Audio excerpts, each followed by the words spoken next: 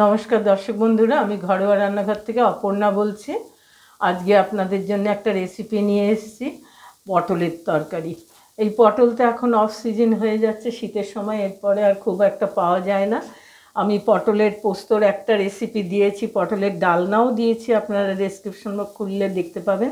আজকে একটু অন্য ধরনের পটলের রান্না করছি। দেখুন, আমি এরকম পটলটাকে মাঝখান থেকে চিড়ে টুকরো টুকরো করে কেটে নিয়েছি, আর তার সঙ্গে কিছু আলুও দিয়েছি। এই আলু আর পটল দিয়ে পোস্ত দিয়ে রান্না করব। ভাতের সঙ্গে, ডাল ভাতের সঙ্গে একার অপূর্ব একটা রেসিপি। আজকে কিভাবে বানাচ্ছি আসুন দেখিয়ে দিই। কড়াইটা গরম হয়ে গেছে, 2 টেবিল স্পুন তেল দিলাম।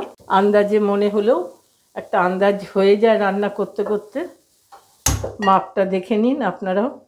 এরকমই বেশি লাগে না পোস্তর তরকারিতে। তেলটা গরম হোক।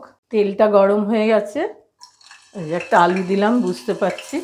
আমি এর জন্য প্রথমেই আলুগুলো ভাজা করব, একসাথেই দেবো, কিন্তু আলুগুলো আগে দেবো যাতে একটু বেশি ভাজা হয়, কেন পটল তো চট করে হয়ে যাবে। আমি আলুগুলো আগে দিলাম যে একটু লাল করে ভেজে নেব, তারপরে এরই মধ্যে পটল দেবো।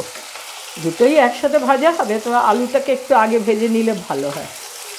একটু ভাজা হোক, হালকা একটা লাল রং হয়ে এসছে আলুগুলো। এখন আমি সমস্ত পটলগুলো এর মধ্যে ঢেলে দেবো। এর মধ্যে এবারে আমি হলুদ দেওয়ার পোস্ততে দরকার হয় না, আমি কিন্তু খুব সামান্য, মানে 1 চিমটে মতো দিয়ে দিই। যে কোনো খাবারই হলুদটা দরকার বলে, কিন্তু এটা বোঝাও যাবে না, কিছুই না। 1 টিস্পুন মোটামুটি সেই মতন একটু লবণটা দিয়ে দিলাম, যার যার টেস্ট হিসেবে দেবেন। আর কিছু ইনগ্রিডিয়েন্টস যাবে না, এখন শুধু একটু ভাজা ভাজা করতে হবে। আঁচ কমিয়ে দিয়েছি, একটু ভাজা হোক। পটলগুলো ভাজা হয়ে গেছে, দেখুন কি সুন্দর আলু পটল। এর থেকে বেশি ভেজে ফেলা পোস্তর তরকারি ভালো লাগে না, আর শুকিয়ে এসছে যে পরিমাণ দিয়েছিলাম। এবার এর মধ্যে আমি পোস্ত বাটাটা ঢেলে দেবো। এটা একটু ধুয়ে কন্টেনারটা জল দিয়ে দেবো। আর পোস্ত বাটাটাকেও এইগুলোর সাথে সবজির সঙ্গে একটু সাঁতলিয়ে নিতে হবে। পোস্তটা দিয়ে এবার সব একসাথে একটু ভাজা ভাজা করে নিয়ে এর মাপে জলটা দিতে হবে।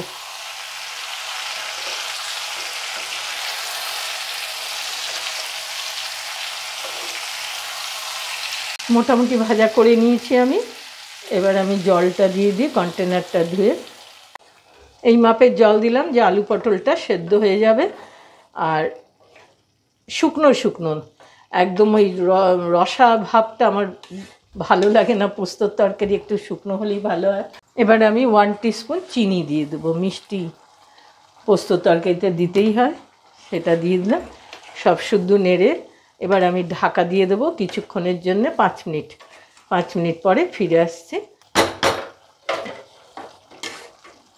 ঢাকা দিয়ে দিলাম।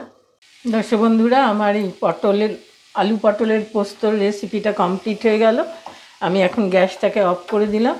এই রকম শুকনো শুকনো খেতে ভাতের সঙ্গে, ডাল ভাতের সঙ্গে খুবই ভালো লাগে।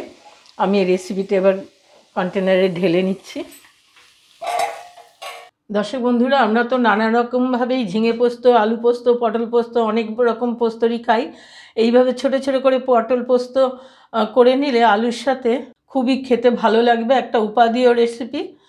আর বন্ধুরা, যেভাবে বানালাম শেয়ার করলাম আপনাদের সঙ্গে, বানিয়ে খেয়ে দেখবেন। ডাল ভাতের সঙ্গে এটা সাথে থাকলে আর কোনো আইটেমের প্রয়োজনই মনে হয় না, এত টেস্টি।